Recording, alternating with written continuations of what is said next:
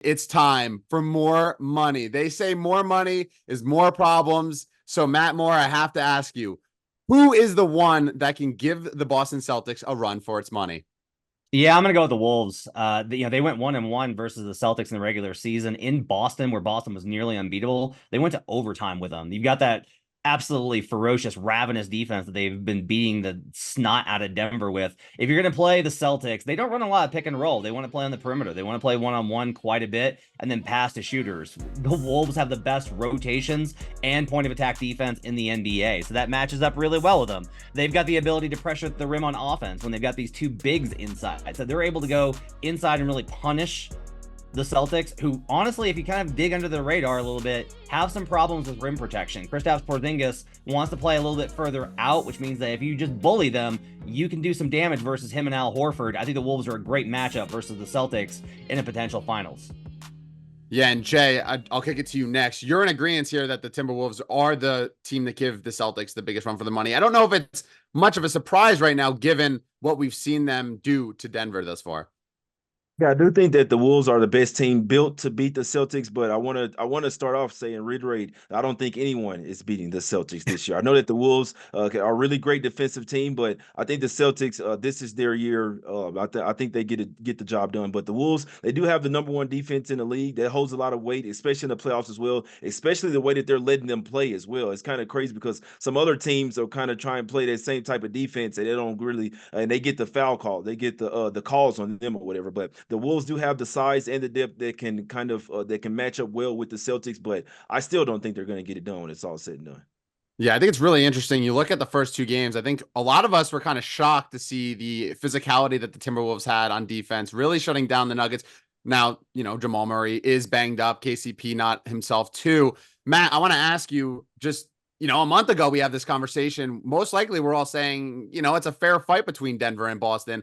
And now neither of you guys even mentioned the Nuggets. It's just, is this clock struck 12 for them? Just put me in chains, Charlie. I'm a prisoner of the moment. Like, look, they're down 0-2. They're down 0-2, have not been competitive, and their entire attitude after game two for Denver was just like, I just want to go home. Please stop beating me up. Please stop hurting me.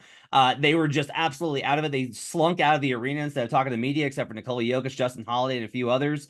It's rough right now for Denver. Look, if Denver turns the series around and they pull off this comeback, then I'm right back on. Like, yes, I do think Denver can beat the Celtics. But you asked me who can beat the Celtics, and I don't think Denver can because I don't think Denver's getting there.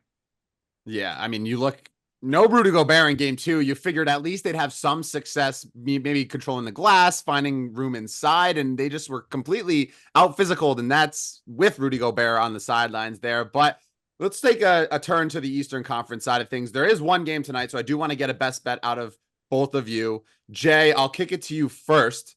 You are targeting one of the bench players out of Indy that has really come on strong in the playoffs. Yeah, and I love the fact that they're booing him as well. He has an even more bigger chip on his shoulder here as well. I'll take Obi Toppin over 15.5 PRA. He went for 12 points, 6 rebounds, and 3 assists in game one as well. Obviously he played for the Knicks as well. So like I mentioned, he's getting booed every single time out there. So he has an extra chip on his shoulder, and he's the X factor big man. He's really like the only big man that's really coming off the bench for the Pacers right now, and I like it. He can shoot threes, he can rebound the basketball, he can get some assists. So I like for him to go over 15.5 PRA for the second straight game versus the New York Knicks. Yeah, looking to go over 15.5 PRA for the second straight game, and he's been over in 5 of his last 6. It's pretty impressive to see the Indiana Pacers, as good as they are in their starting lineup. TJ McConnell and Obi Toppin have been just such forces off the bench, which is something I don't know if I saw coming personally. But Matt, you have a bet on the side in this game, and you're maybe siding with the home team here. I am, but Charlie, I'm disappointed in you. You weren't watching all those Pacers games this year to see how good TJ McConnell was, night in and night out, not doing the league pass homework, Charlie. I'm disappointed. Yeah, I'm gonna lay the 4.5 of the Knicks here. Look, 6 seeds after round one, after game one. So game one's like the hey, you can sneak in and surprise them, right? Like you're riding the momentum, you're the underdog, kind of sneak in and surprise. After that game, 4-15 straight up, 7-12 against the spread or 6 seeds. It's kind of an interesting spot where they're not so undervalued like 7 or 8 seeds, but they're not as good as the 5 seed. So they're in a really rough spot in the second round series. The line moved 1.5 points off of game 1 based off of how game 1 went, with the Knicks not winning because of officiating, but like did not win because of the officiating. Plus Mitchell Robinson's injury. That's too much of a line move here. The Knicks are going to be able to settle down. They'll adapt to how the Pacers are playing. The Knicks got great looks in game 1. Went back and watched that game. They got great looks. They're going to be able to adapt to the Pacers on defense better than the Pacers are going to be able to adapt to New York defensively. I'm expecting some big changes from Rick Carlisle in game 3, but not in this one. So I'll go ahead and I'll ride the home team. Knicks minus 4.5 tonight in the Garden. Listen, if you ever see me watching regular season Indiana Pacers basketball, it's a cry for help. Call 911. For shame, Charlie. Hey, listen, I have better things to do on a Tuesday night than watch the Hornets and the Pacers tip off. But Matt Moore, J Money, thanks so much. Best of luck on your plays tonight, and we'll be chatting soon.